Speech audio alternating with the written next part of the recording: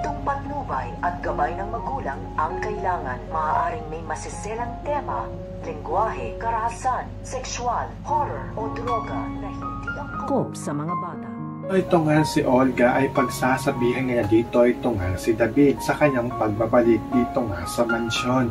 Dahil ito nga si Olga ay nababahala nga ito dahil alam na nga nito nga ni Ramon ang tungkol nga sa pangalan nito nga ni David at sasabihin na nga at ipagtatapat na nga nito nga ni Olga dito nga kay David na adinig nga daw dito nito nga ni Ramon ang pangalan nga daw niyang David. Kaya hinahanap na nga daw ito nito nga daw ni Ramon dahil ito nga daw si David ang pinagbibintangan nga na pumaslang dito nga daw sa kanyang kaibigan at pinagkakatiwala ang tao na ito nga si Severino. Kaya nga ito nga si David ay hindi na nga ito mapakali at nagagalit na nga rin dito ito nga si David dito nga kay Olga dahil hindi nga niya dito pinagbuti itong niyang trabaho at isisisi naman ito nga ni Olga dito nga kay David ang kapalpakan nga nito sa kanyang ginawang krimen. So makakaabangan nga natin dito kung ano nga ba ang plano nito nga ni Olga at ito nga ni David upang hindi nga malaman nito nga ni Ramon ang buong katotohanan sa kanilang pagpapanggap.